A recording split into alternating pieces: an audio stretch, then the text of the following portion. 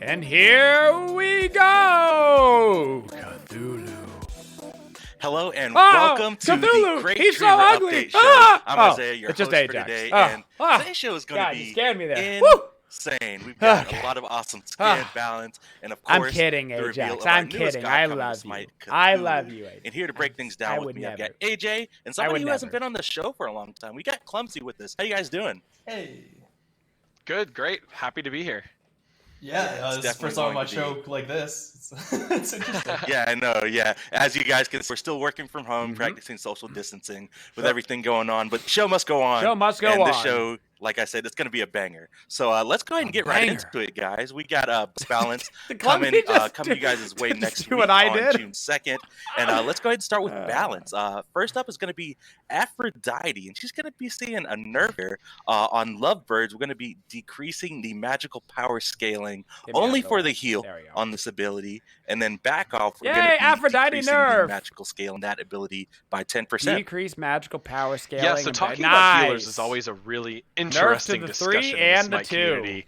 A lot of people are surprised to see healers overperforming. A lot of people really think that anti-heal is stronger than it is, I guess you could say. Always this big debate back and forth whether is anti-heal strong enough. You will see people complaining that healers are the strongest gods in the game, and then you will see people right there going, healers are completeless. All you have to do is buy anti-heal, and they're just completely worthless. And I think there's a lot more complexity to this discussion than just those two extreme opinions that you tend to see.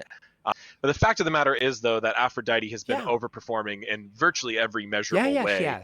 Her performance in win rate, her pick rate, her ban rate. She's been showing pros. She's been dominating casual arena. We gotta get all these guys some brand new mics. Aphrodite is just really, really strong. We gotta get like a streamer mic package for all these fun guys. In this case. We want this character to still be able to mid lane. We want this character to be able to still deal some damage, but the healing is a little over the top. Even her damage is a little beyond coming now, so that's coming down a little bit. But we're focusing on the healing even more.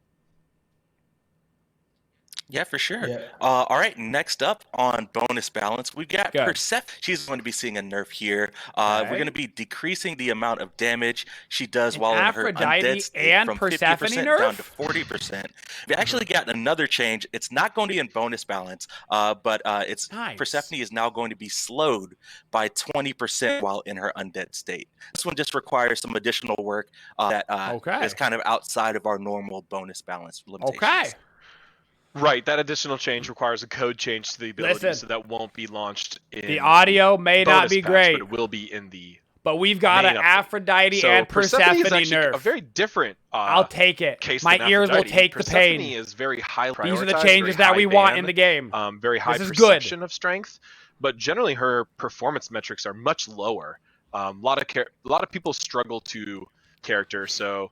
What we're doing is nerfing Persephone in a way to address specific frustration points, specifically when she dies and she keeps fighting. That's a really hard thing to counter, really hard thing to fight back against an immune character that you've already killed, right? That's kind of crazy. Yeah, it's kind of crazy, isn't it? Adding a little bit more checks in place to prevent that. Yeah.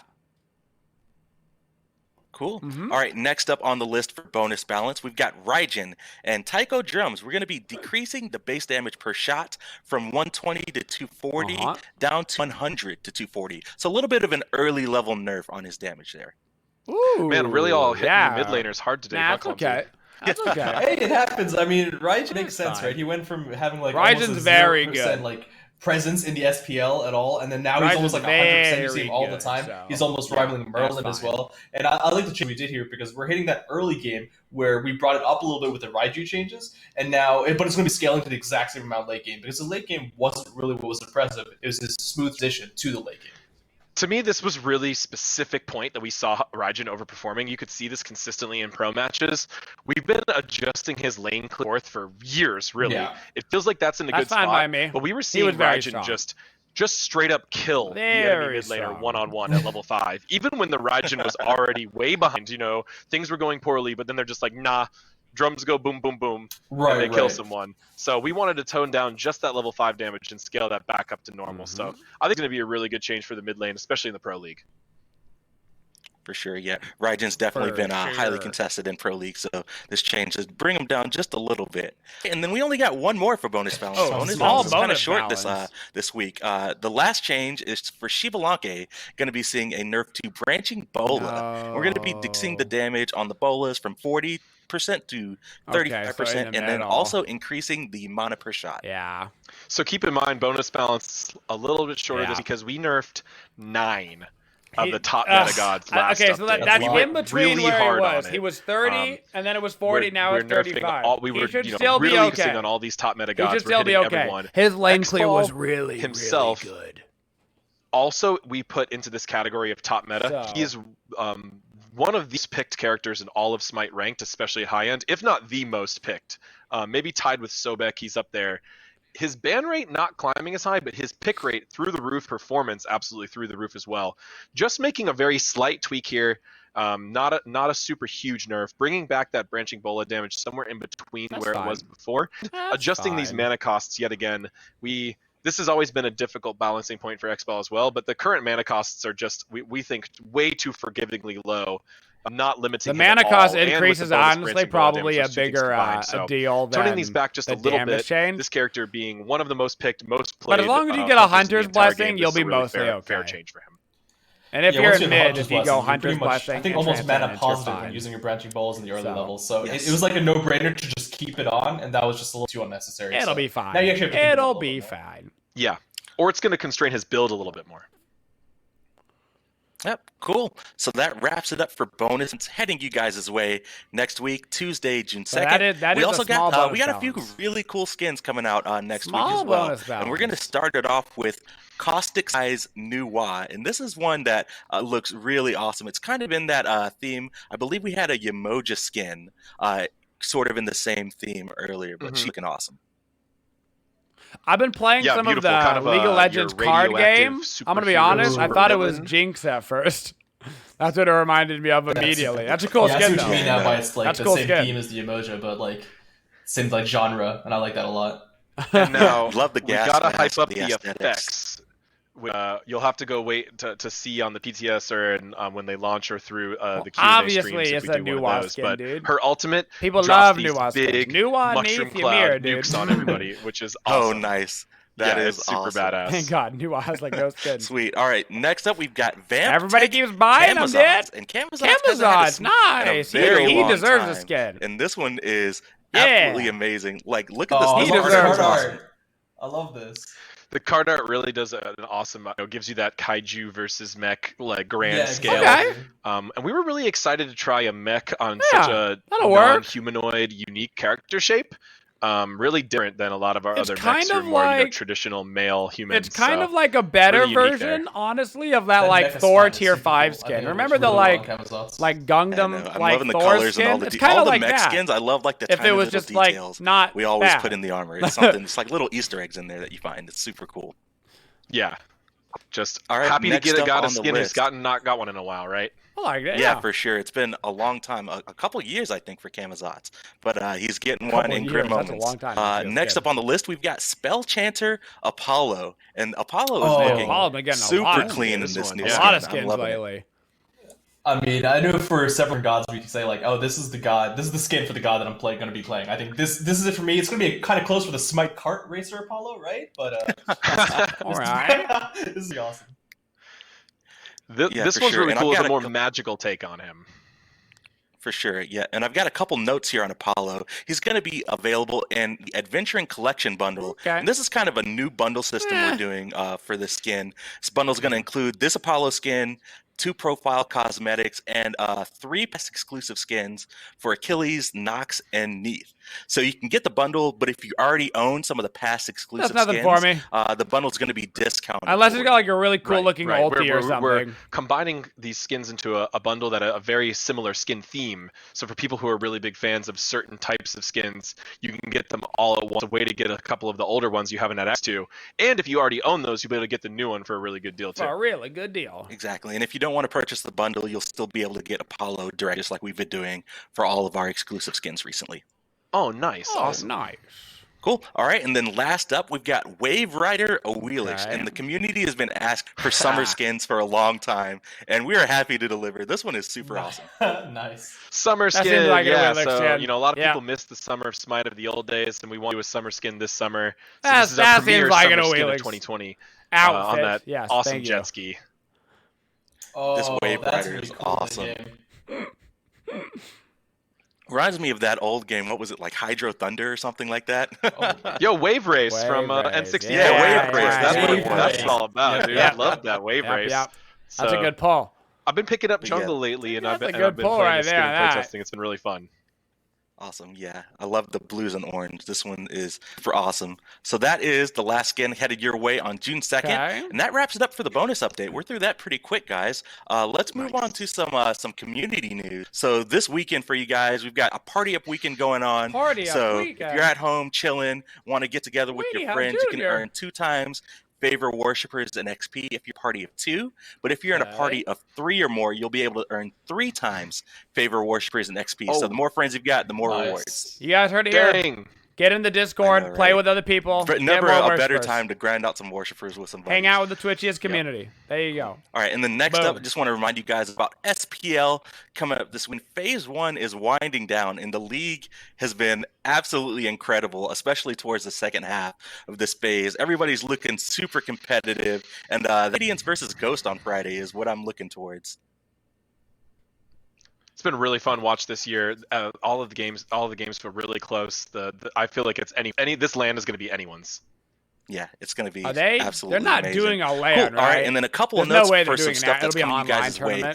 Next patch, we've got another bundle from Red Bull Records. We're going to be featuring the band The Aces. They're going to be having a music theme, jump stamp, cosmetic avatar, all that cool stuff. And then also, if you guys missed out on some of the past Red Bull Records stuff, we've got the Red Bull Records music chest that you guys can roll and able to unlock all of those past music themes for like AWOL, Beartooth, Flaws. I know a lot of people have been loving rocking those music themes, especially AJ and his AWOL Nation. So people ask me about it all the time. I love that, in fact, dude. I've been rocking it since day one. I know. It's awesome. So if you want to, get a chance at those themes, you can roll that chest. And then last but not least, we've got the Ruby skin back next update. So if you missed out on the Ruby Battle Pass late last year, you guys are going to be able to unlock Ruby Rose Thanatos, Waishni Freya, Blake Belladonna, Amaterasu, and then Yang Xiaolong Terra, as well as Classic Ruby Rose. They're going to be available for purchase in-game for a limited time coming in this next update. So if you guys missed out, definitely be sure to take advantage. Sure. Clumsy's like, okay. Cool. Nice. That wraps it up for community news. And speaking of Ruby, if you guys aren't familiar, we've got a trailer to show off for you guys. We'll be right back after the break.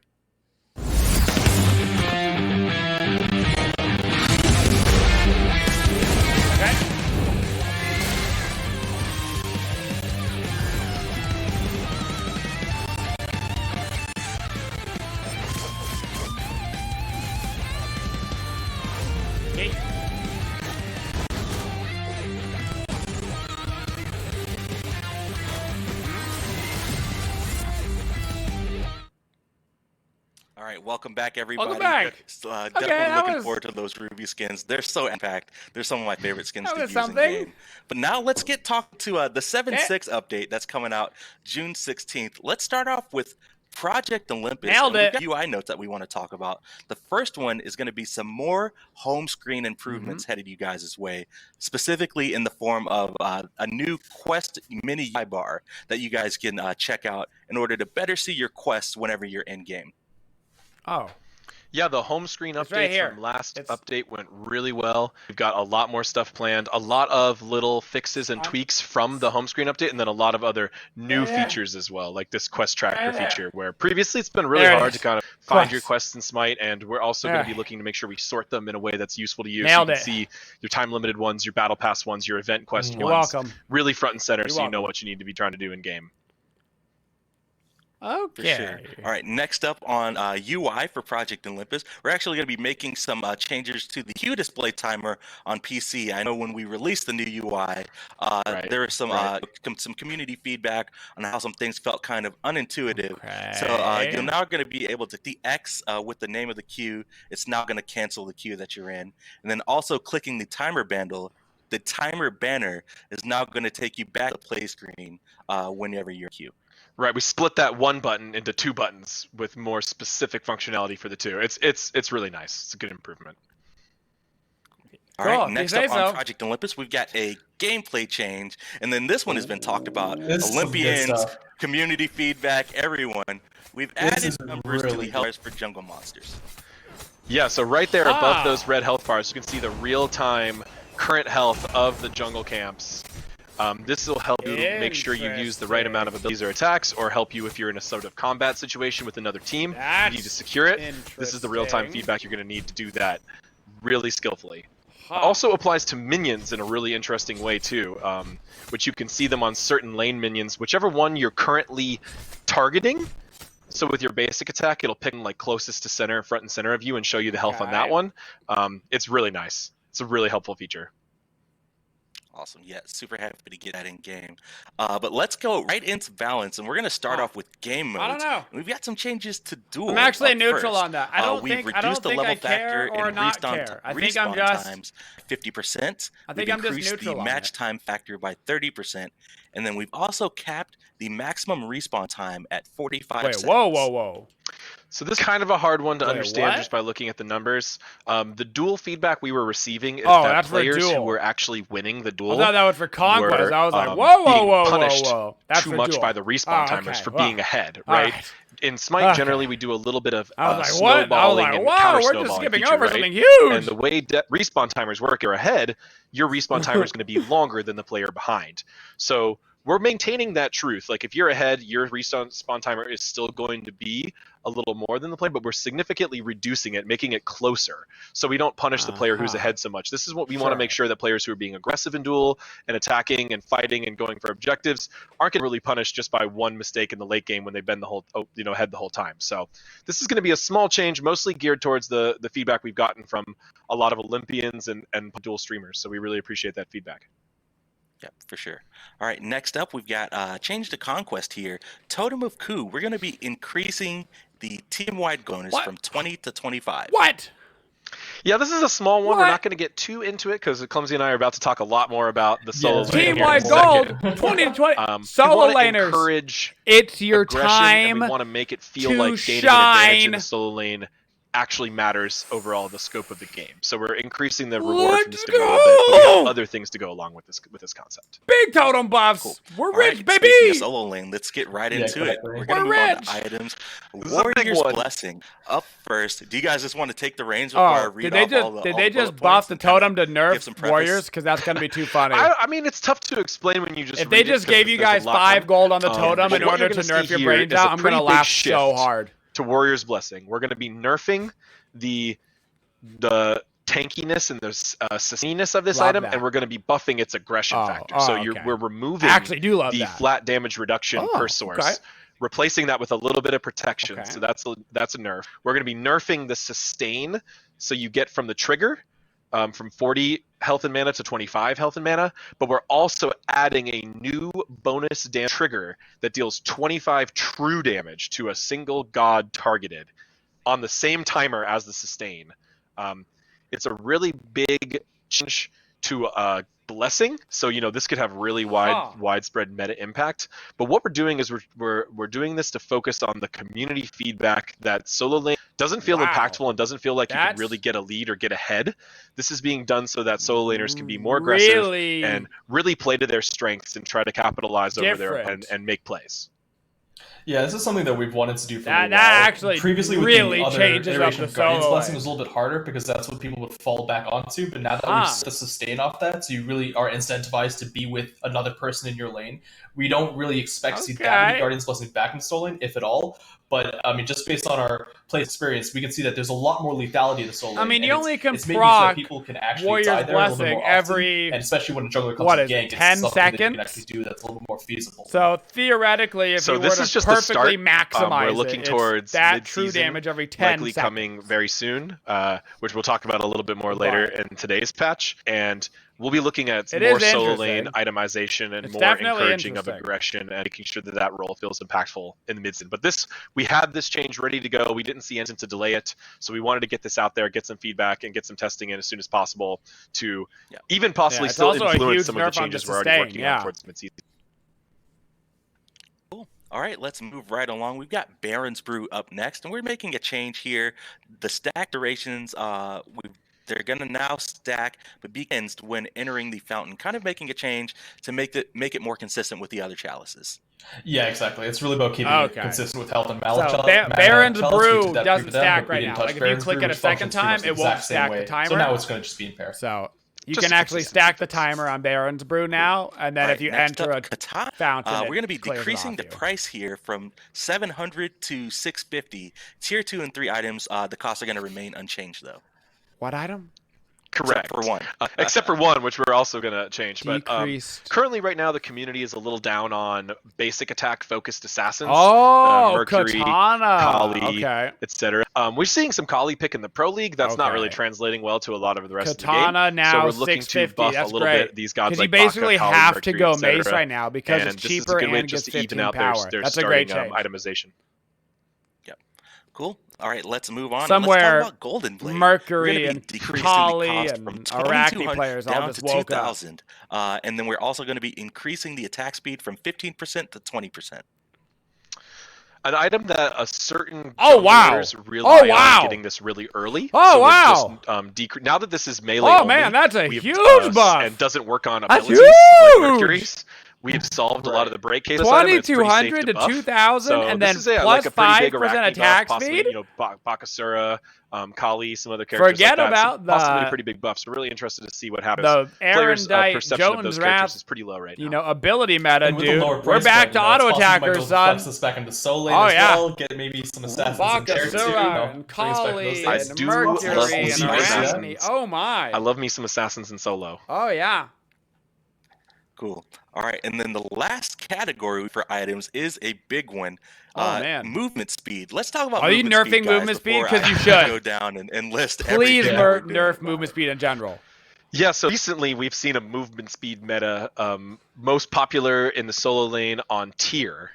We've been seeing that rising in popularity, and we are very quick to react to movement speed metas. It's a dangerous stat for the game. It can be can lead to almost cases that feel really trolly or memey or frustrating or even like abusing game mechanics. So we're going to be nerfing movement speed, the specific movement speed on a whole bunch of items to slightly de-incentivize this type of option. Now, I know a really popular suggestion was to actually adjust the movement speed diminishing returns as a whole.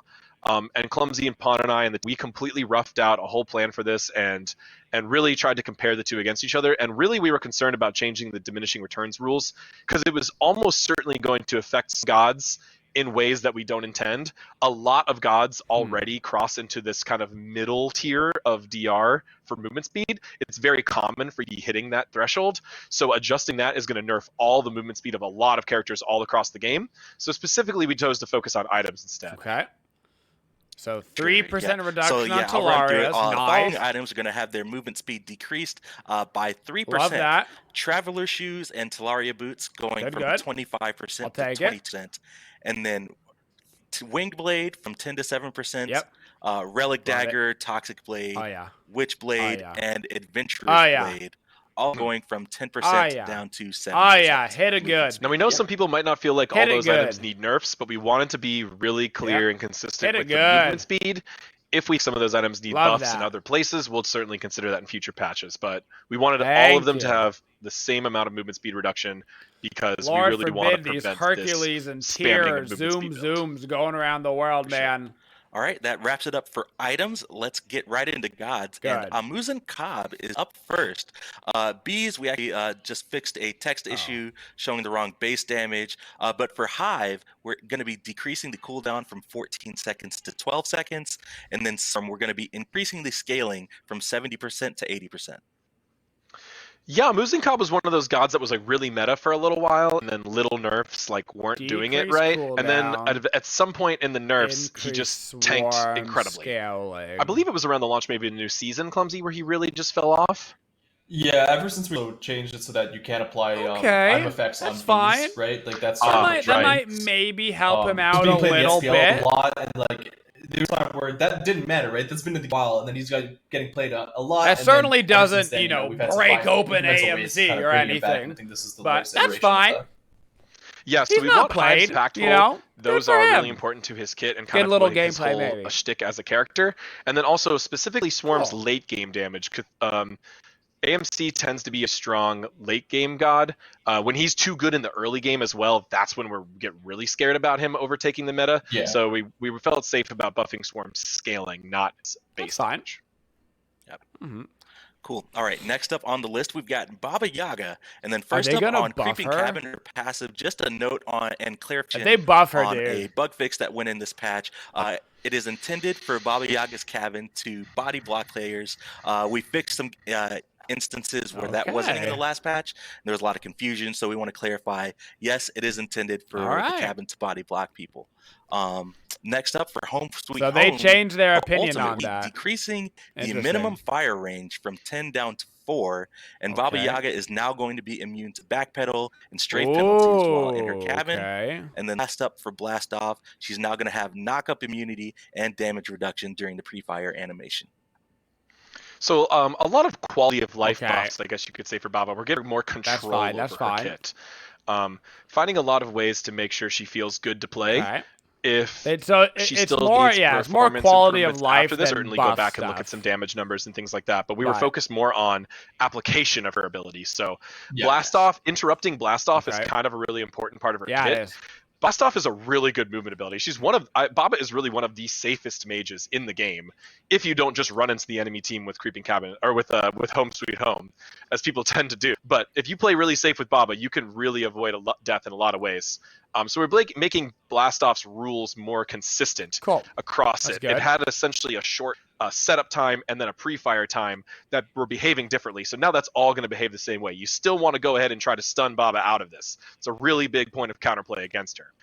As for Home Sweet Home, we really just wanted to improve the control. So now you'll be able to move omnidirectionally all at the same speed. It's going to prevent people from running in and getting themselves killed with Home Sweet Home as they tend to do. And then also, if you happen to get dove while you're in the cabin, you'll be able to look more down right at Baba's feet and throw those projectiles point blank, which is a really strong strategy if you get collapsed on, actually. Those are fine changes. I'm glad they didn't buff her damage. I'm so glad. As somebody that loves Baba, I'm glad they didn't buff her damage because her damage can already be oppressive. And a couple of them seeing some additional buffs. So those are like nice little quality of life things. We're going to be increasing the basic attack style speed from 100 to 110, and then accelerate. We're going to be increasing the movement speed from 15% to 20%.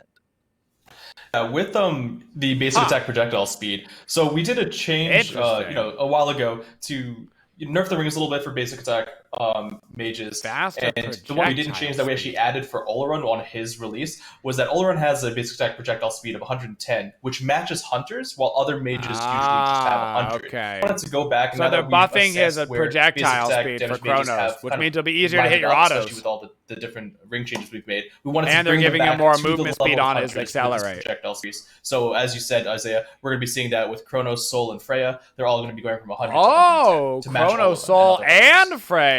Interesting note on accelerate is it ramps up to a certain movement speed as well. So we're just increasing the lower end. It's not increasing the top end. Interesting. Of Chronos, but it's giving him a little bit more of a big change for all the magical hunters out. I didn't realize that their projectiles traveled slower than hunters. Since we're nerfing all those I did not know that mechanic, and I play a lot of Smite. Because this is a god who specifically relies on that movement speed. Seems like a safe shift to us, and we haven't seen Chronos much in the meta lately, so we're trying to give him a chance to come back.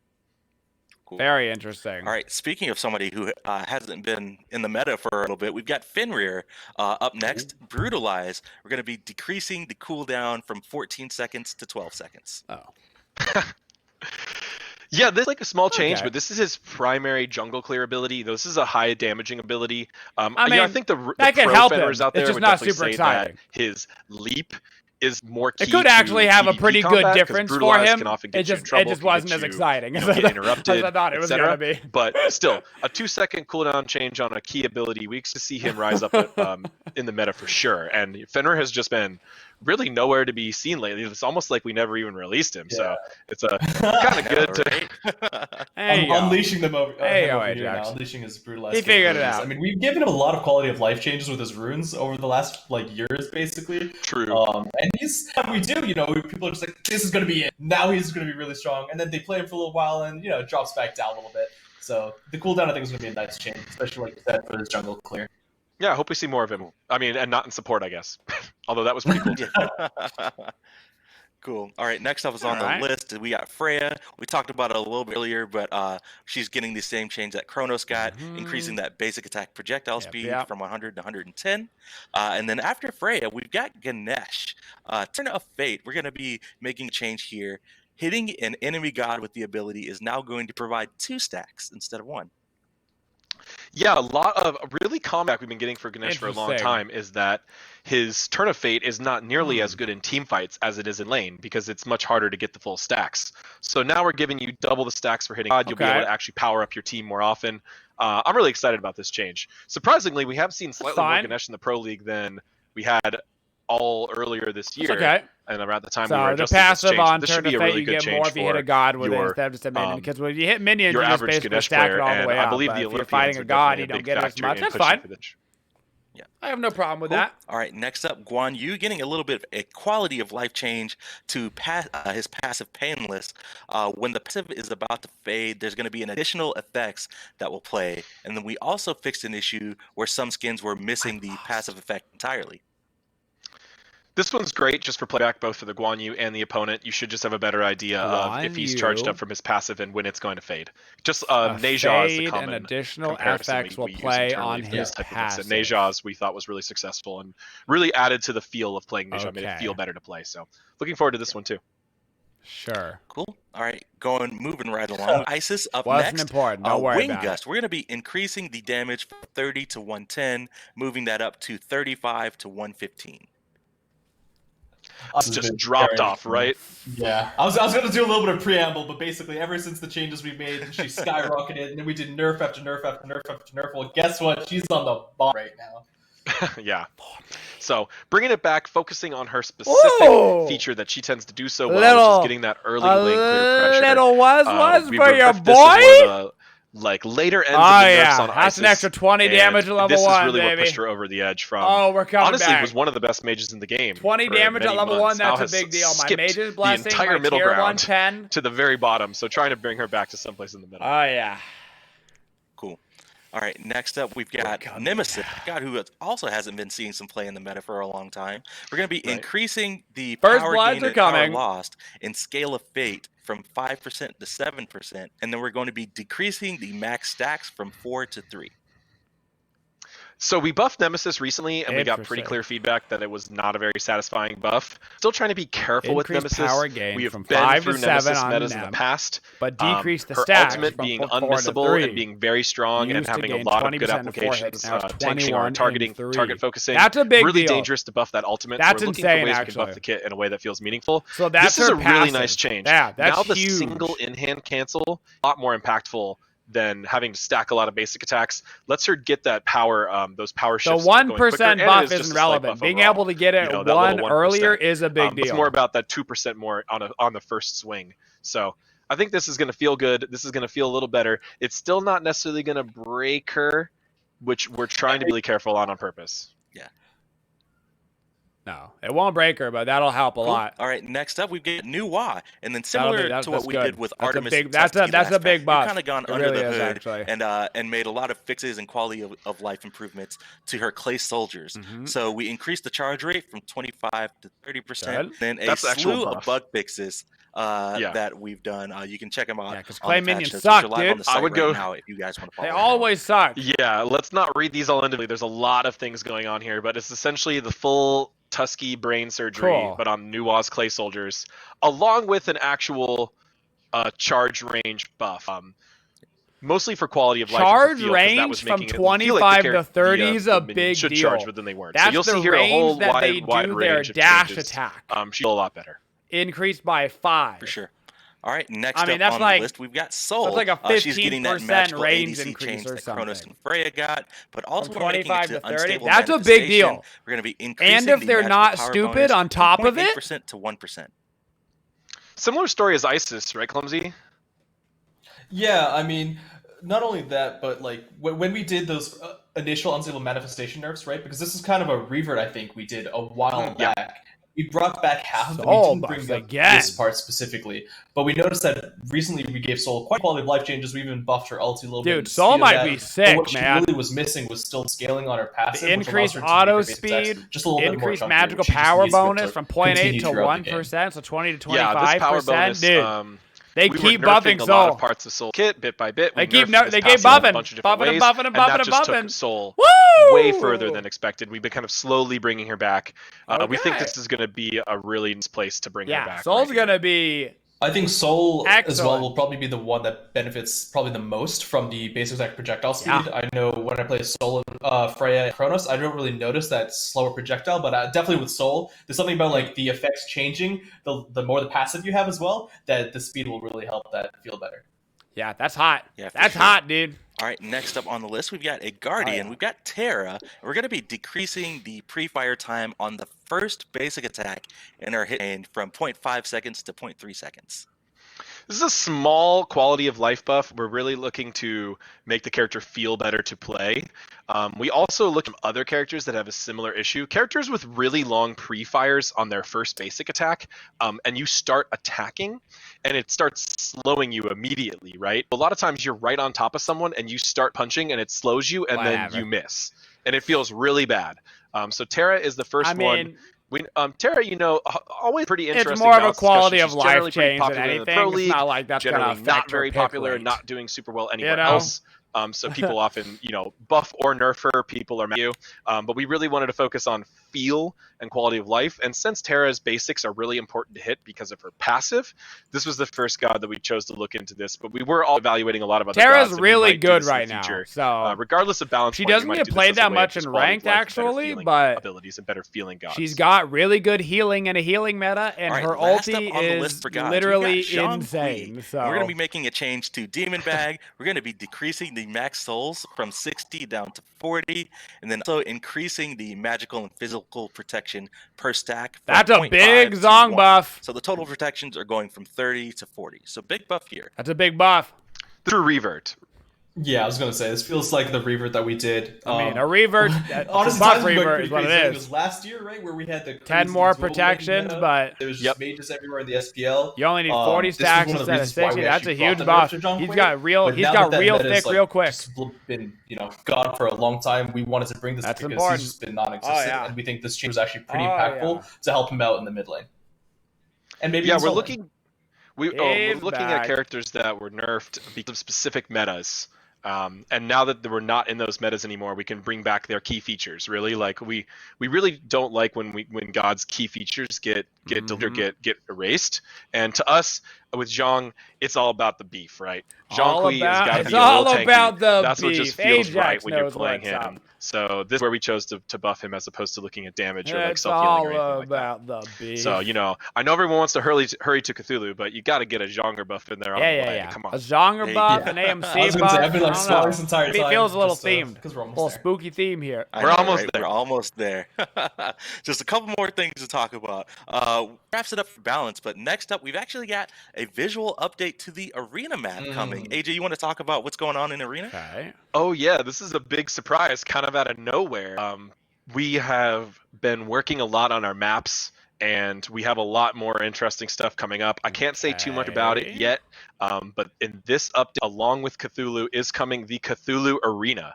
It's going to be an art update to the base arena. It's not going to be a new game mode or anything like that. It's just a full art update. Yes. The arrival of Cthulhu, the arena has sunk to the bottom of the ocean and has been corrupted by all sorts of creepy cosmic horror and underwater creatures. You're going to see the environment art completely changed to be in this underwater space with a lot of like new overgrowth and tentacles and other creepy things. And you're also going to see the minotaurs remodeled, as well as the jungle coming out of the lines.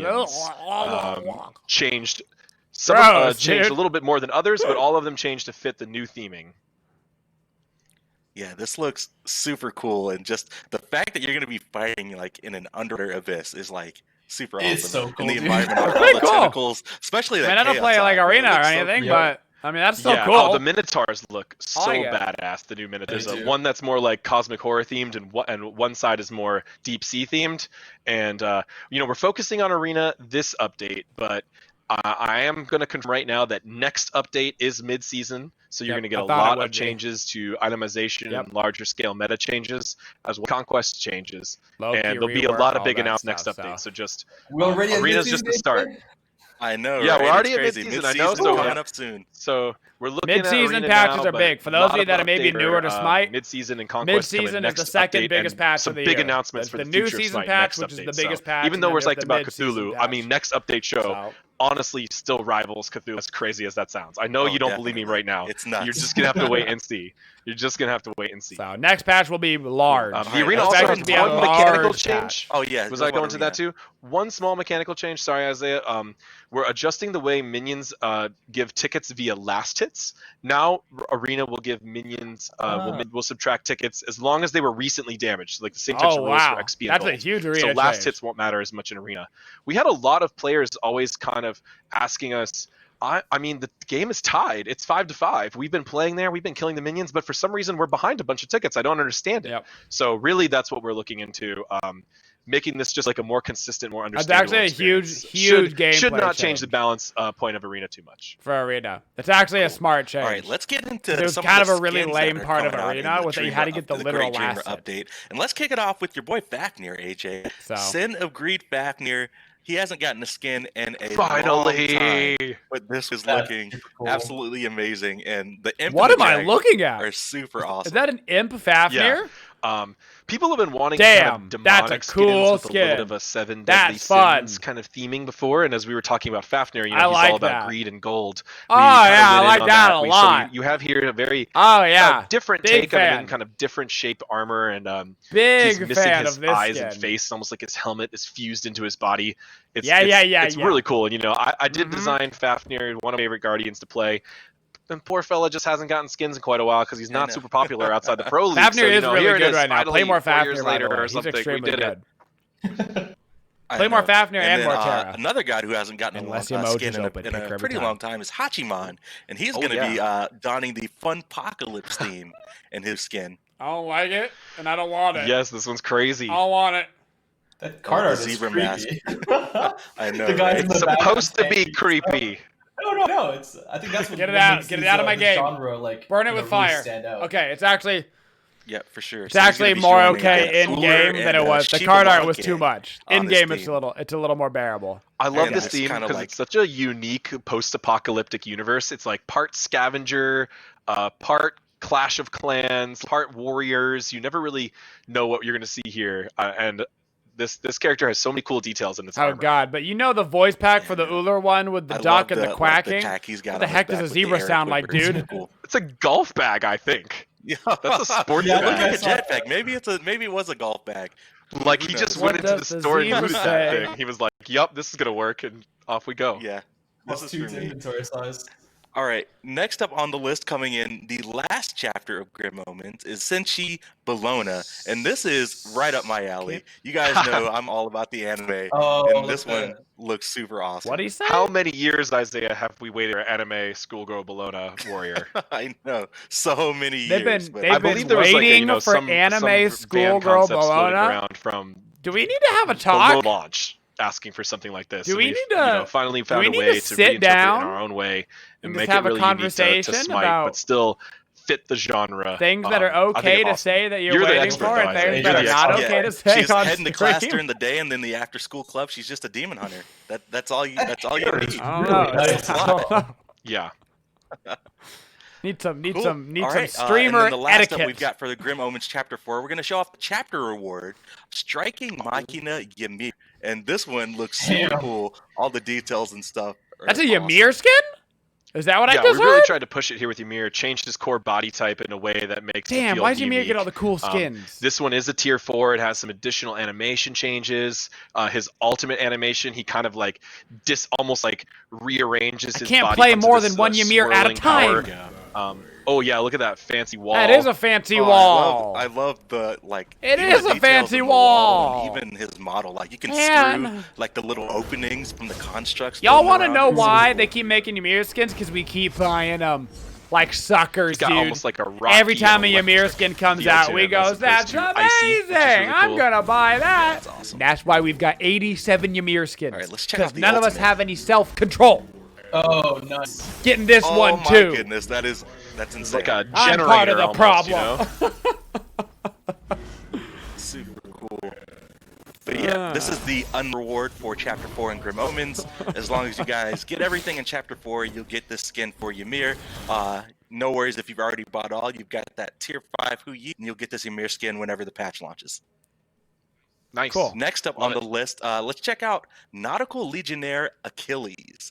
This one is super cool. He's kind of like a deep sea warrior. He's a fishy boy? How fitting for the Cthulhu patch. Yeah, nice. I know, right? It's like we planned it.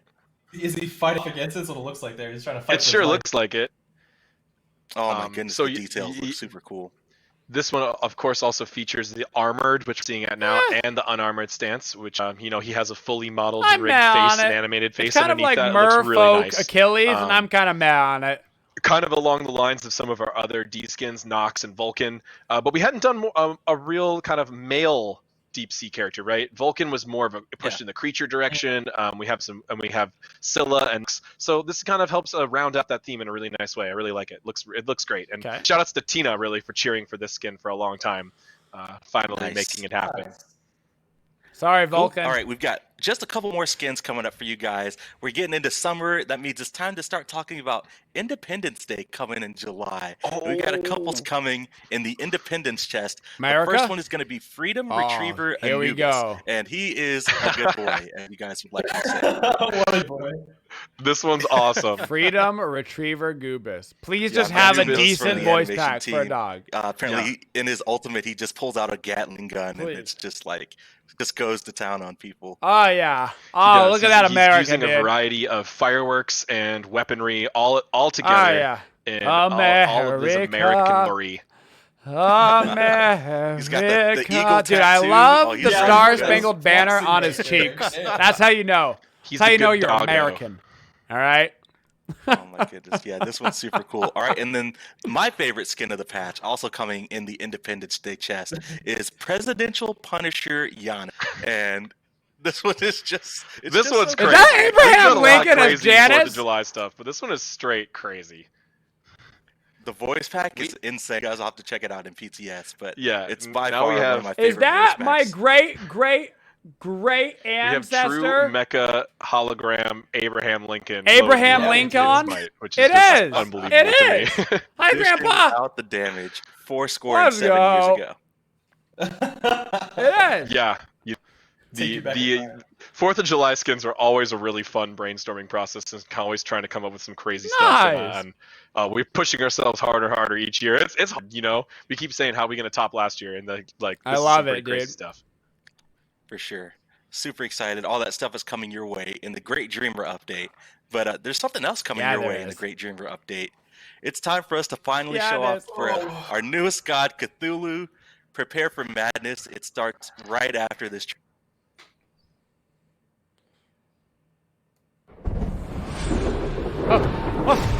We gotta go. Run.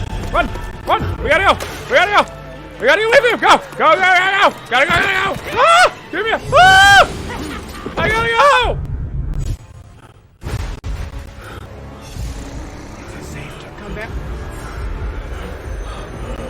Is it? Okay.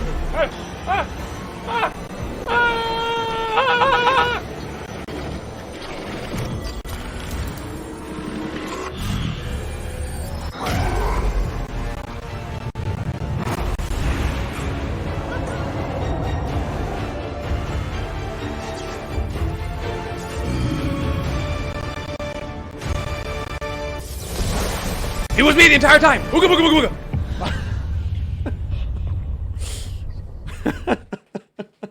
Man, I get goosebumps. Final shot every single time. It's so good. Let's go. But let's go ahead and get right into it. Got him with the jump scare. Yep. Nailed Cthulhu, it. Guys, who is he? Who is he? Tell me about Cthulhu. Well, Cthulhu is the most well-known creature from horror mythos. Horror mythos. Crafted by some early English literature of the author of H.P. Lovecraft. Okay. Lovecraft's unique take on horror in a way that is like infinite despair and hopelessness, and making us feel like just tiny specks in this infinite universe of way more powerful creatures. It was revolutionary for the time and really unique, and has created a whole genre of games, movies, TV shows, and additional literature. Cthulhu, one of the most well-known and most popular characters from that mythos.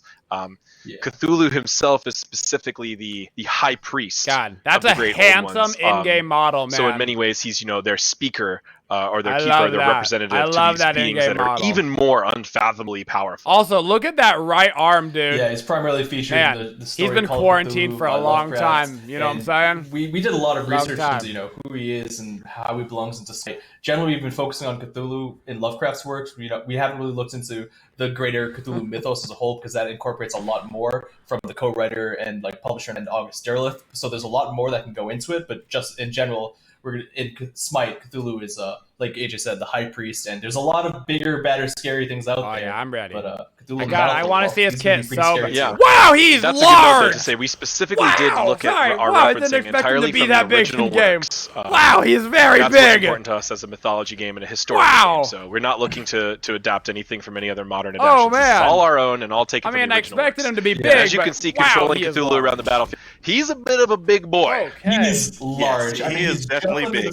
Oh my gosh. But going right into it, I know people want to see and talk about Cthulhu. So yeah, the first thing you notice, he's large. He's got a tall camera point of view, a little bit under Jormungandr. His basic texture I want to talk about first. Actually, wait, do we want to just go and just let's just Pon is our driver for today. Let's let Pon go crazy. Let's just do the things.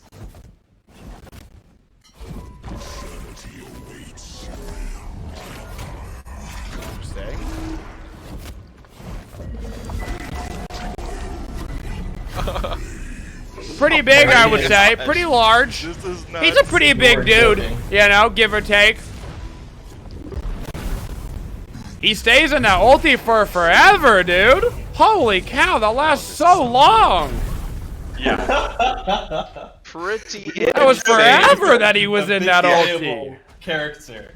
He gets larger. I know some people were trying to understand, what is, I saw the data mine. What does 3.5 mean? Is he going to be bigger than Jormungandr? Is he going to be bigger than Jormungandr's ulti? He can't be bigger than that in Pamana, right? He is definitely the biggest thing we've done. Yeah, he really is. And there's no better word to describe him than insane. Am I right, Clumsy? Yeah, absolutely.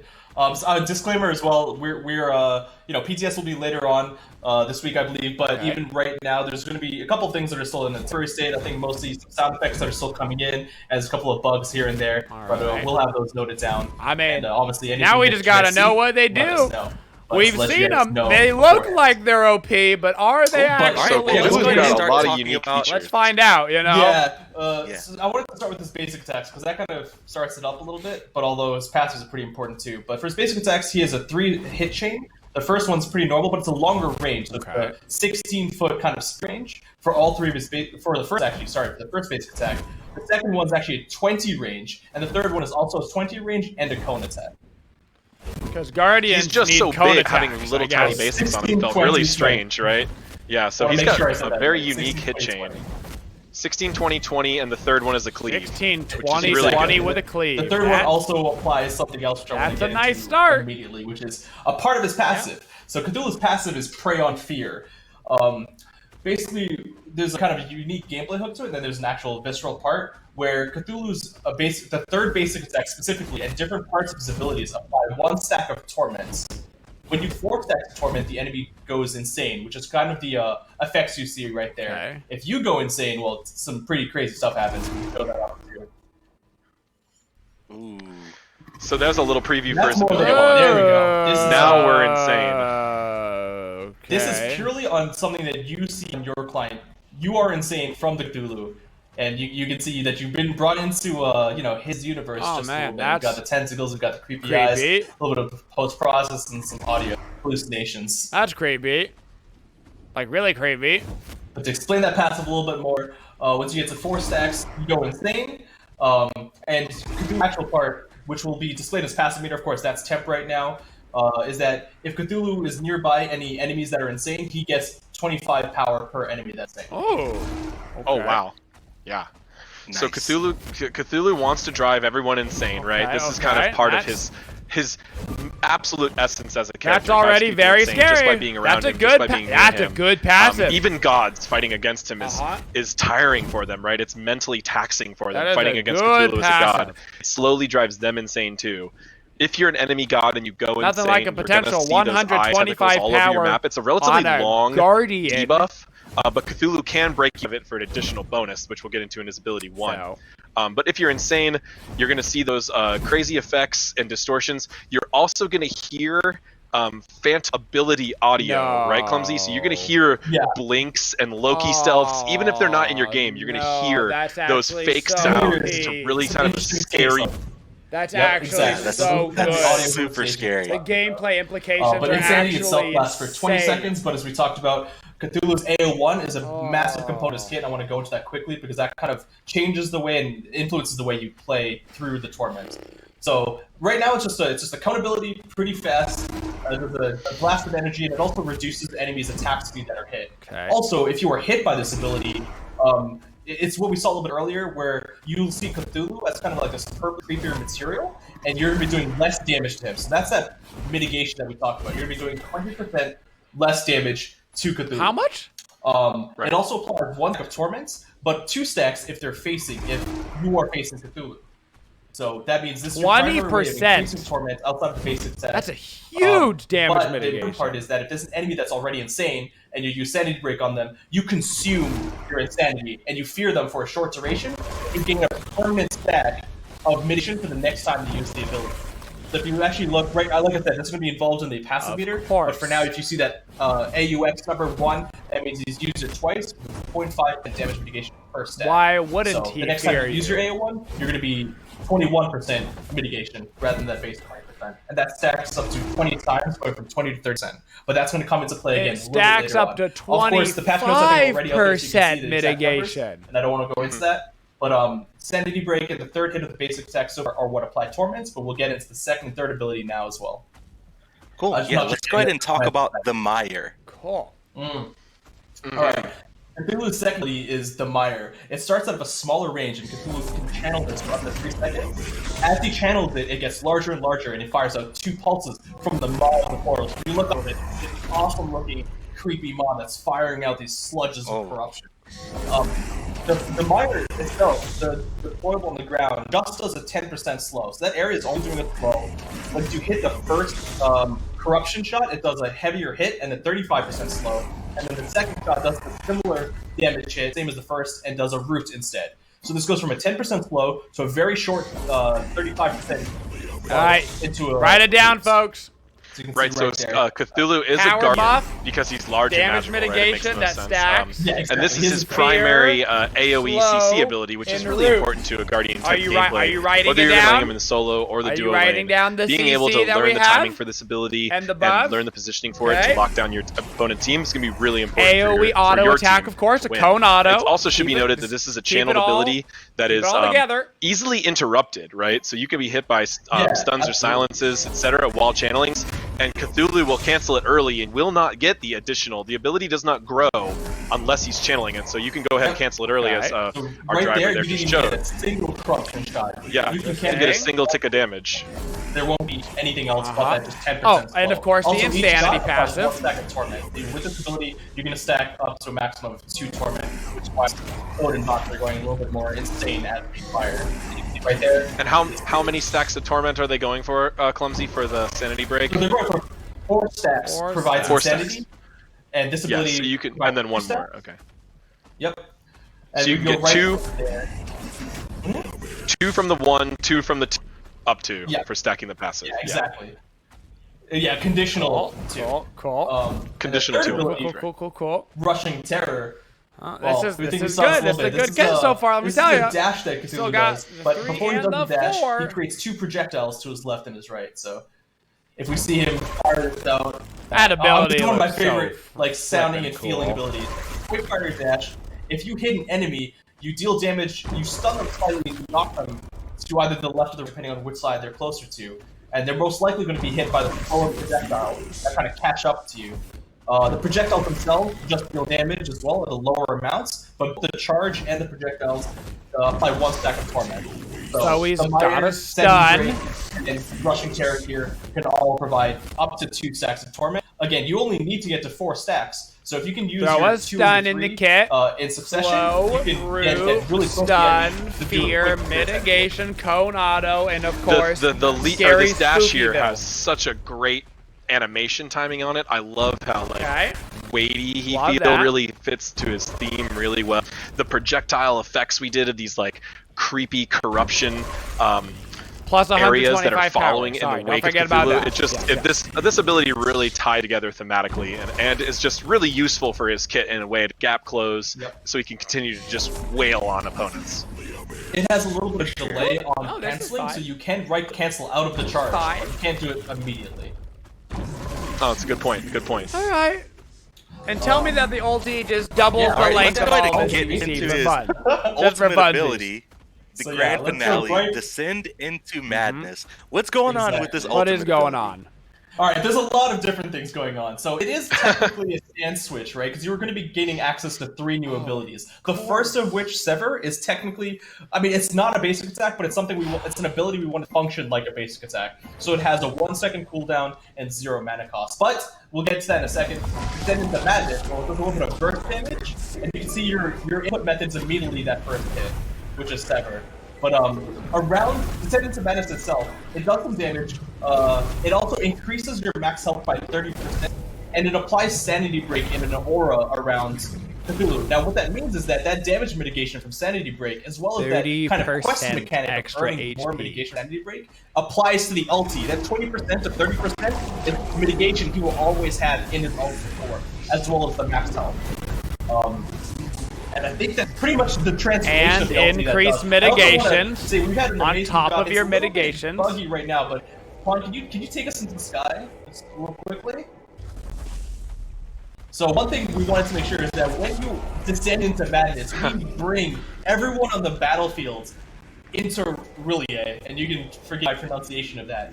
But there's still some tweaking to be done. But this is, a little bit less noticeable maybe in Conquest when you're looking at Chaos, but in other maps as well. Like it's really, I think, pretty awesome. The artist did a fantastic job. Shout out to Ramon. We definitely need to get a second perspective of the other Cthulhu alting, if we can set that up.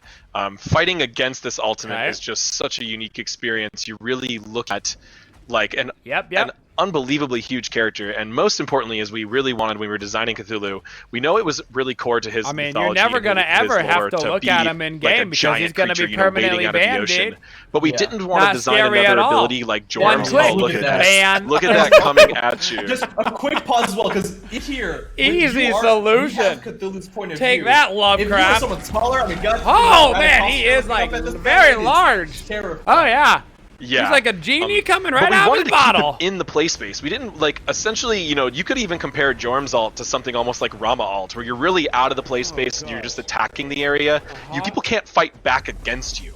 and we were like, what's something that we could really make feel like Cthulhu, really feel like you're battling against this crazy monster, is we wanted people to have to fight back against it. So Cthulhu is fully damageable, although he does get some significant buffs to how much damage he takes. But you can fight back against this Cthulhu even during this state. Although it is no easy task to fight back against him, you're most likely going to need some help from your teammates. And seeing two Cthulhus fight against each other in Big Boy Farm is also something else. It's just like two kaijus fighting against each other. It is really fun, and we've had it a lot in our playtest. So I'm sure since this god is going to be so high, people are going to want to play him on both teams. You're going to get that. You're going to get that feeling a lot. Although I would say in most of the cases, it's not really worth your time as a Cthulhu to be wailing on the other Cthulhu.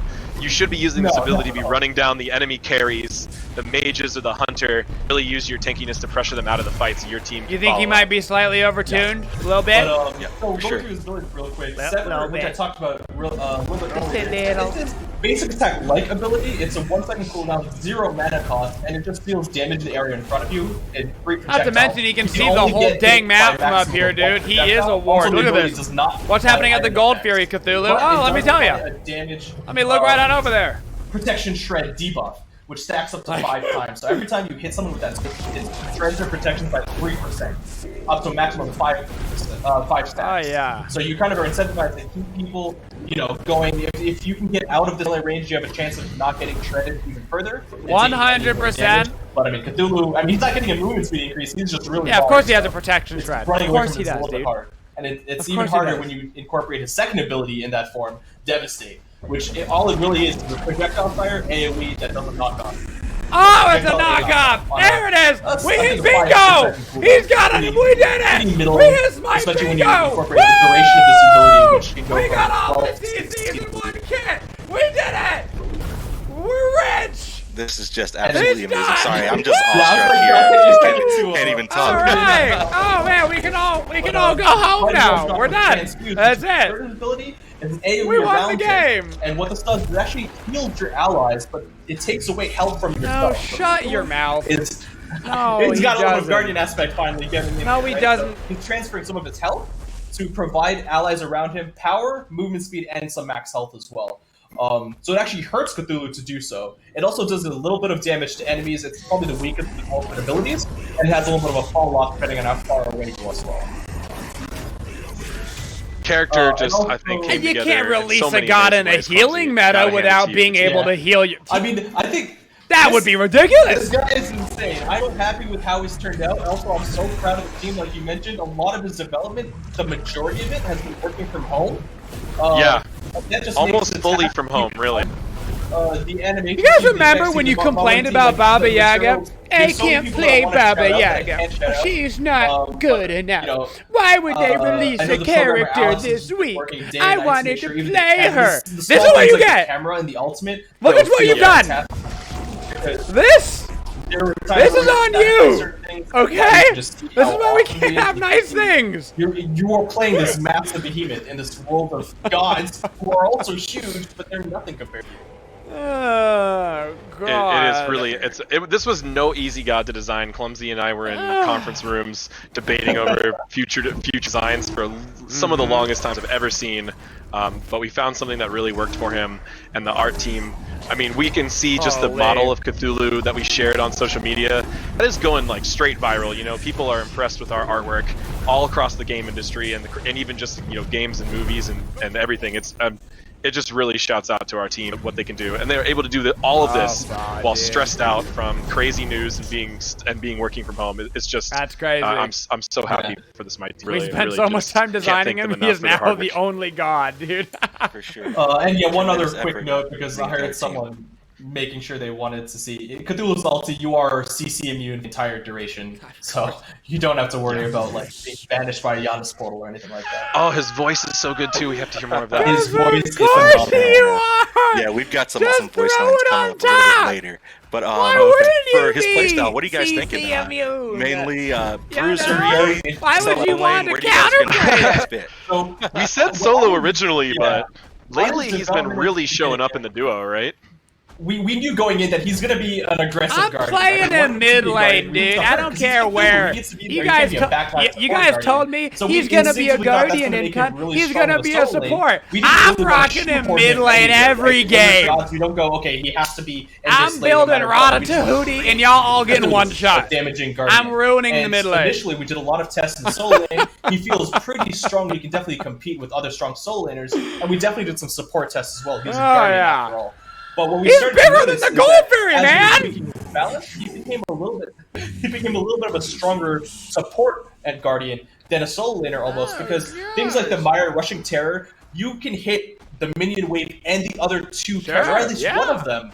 While in the solo lane, it's a little bit hard to get AOEs, that entire cleaving damage on the big AOEs. Hard also, to the miss. ultimate Descendants of Madness is way easier to chase one of those two Swish guys down than this warrior or guardian who's likely going to be building defenses against you. Well said. Yeah, just really. giving you guys an idea of Cthulhu's scale here. But yeah, again, I want to shout out. He makes the Pyromancer look tiny. Yeah, Cthulhu looks absolutely amazing. But let's go ahead and break down some of the recolors I found my and new main, mastery dude. skins. I think everybody found their new main. Ready for you guys. The first one is Cosmic You guys gotta start Horror, prepping your fingers to pick Cthulhu Alante. Click, click, click, Cthulhu's click, original click, click, model click, is click, kind click, of green, but a lot of people were you gotta start asking for the training now. purple, You're never gonna get him. and this one looks awesome as well. So we can kind of show off the model and listen to a voice pack line as well. Cool. Cool.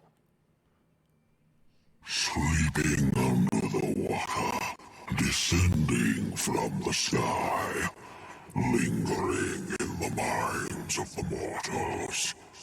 I wait, I watch, I hunger.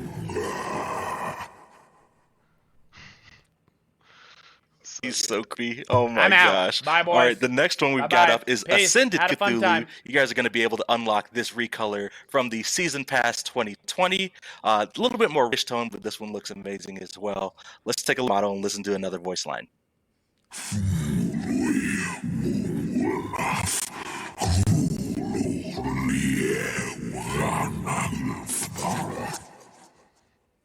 You'll be crazy if you think I wasn't going to add that line. Had to be in there. Of course, that you had to, right? It's just Had to be spooky. in there. That was him speaking too his spooky. native language, right? We're not supposed to understand that in English. No, that is purely from the story. Okay, fun. Yeah, that is the invocation of a Cthulhu, fun. right? Yeah, love it. Cool. All right, we got Mastery skins up next. We'll kick it off with his gold skin, and I believe we have maybe one more voice line that we can listen to while we look at the model. Cool. Oh. You all live a placid island of ignorance in the midst of black seas of infinity. This one looks so cool. And then here's the legendary. I love the He black looked and good gold. in black and gold. Oh yeah, you knew he would though. Always we did my a lot favorite. of references. You knew he would from the look good in stories black and gold. to You make knew. sure that what he says, his personality, and Boo. everything fits. I know there's a couple of questions Bring back on his the black and base gold. green color as Boo. well. People expected since the other skins were purple, but that is the normal color for Cthulhu. He's more aqua green and under the depths kind of feel. Oh yeah, he had to be green for the base. That's just clear. That's clearly described in the texts. But seeing the purples and the reds, the recolors, just makes it like you have all the I know, choices. right? And the diamond skin looks really awesome. He looks as pretty well. good. We got one more point about Cthulhu before we wrap up. The Destroyer You God. get a CC or something that he Cthulhu has? is definitely going to be destroying some things, but AJ, I think we have a little bit more to talk about, right? Yeah, this is a fun story. People keep asking us, you're trying to put the spoilers together, and obviously for this character, people were really trying to put the spoilers together. So we wanted to just give a little bit of clarity. So at the beginning of Season 5, we hinted towards a Destroyer God.